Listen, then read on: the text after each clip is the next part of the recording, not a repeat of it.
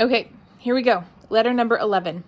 My dear Wormwood, everything is clearly going very well.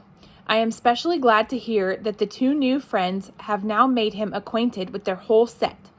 All these, as I find from the record office, are thoroughly reliable people, steady, consistent scoffers, and worldlings who, without any spectacular crimes, are progressing quietly and comfortably towards our Father's house.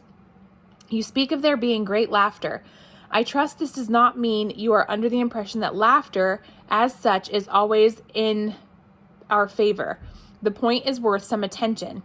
I divide the causes of human laughter into joy, fun, the joke proper, and flippancy. You will see the first among friends and lovers reunited on the eve of a holiday. Among adults, some pretext in the way of jokes is usually provided, but the facility with which the smallest witticisms produce laughter at such time... My phone is having issues.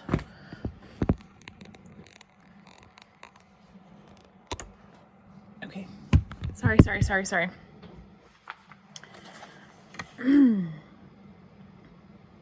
The facility with which the smallest witticisms produce laughter at such a time shows that they are not the real cause. What the real cause is, we do not know. Something like it is expressed in much of the detestable art which humans call music, and something like it occurs in heaven, a meaningless acceleration in the rhythm of celestial experience, quite opaque to us. Laughter of this kind does us no good and should always be discouraged. Besides, the phenomenon is of itself disgusting and a direct insult to the realism, dignity, and austerity of hell.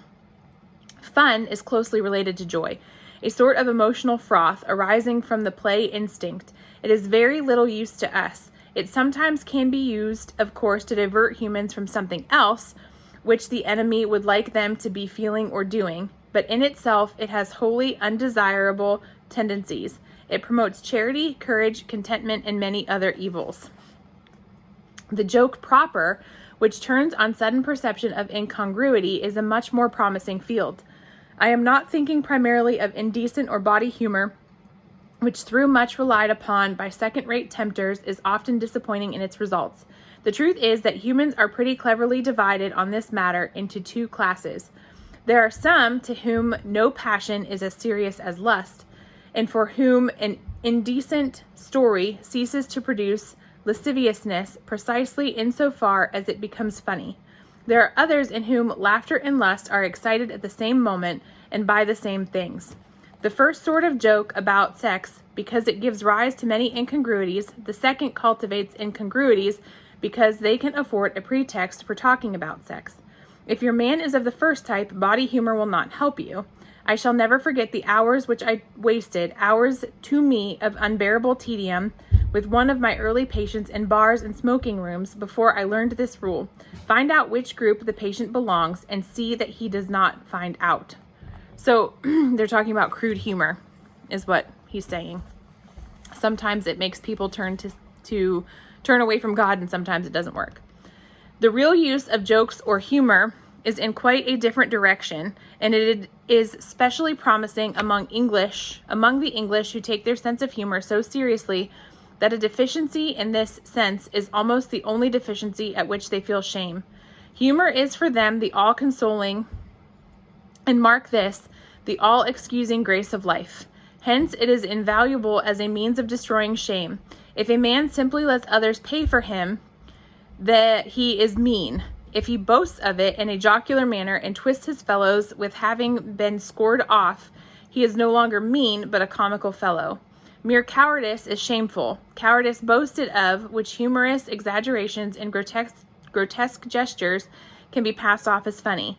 Cruelty is shameful unless the cruel man can represent it as a practical joke.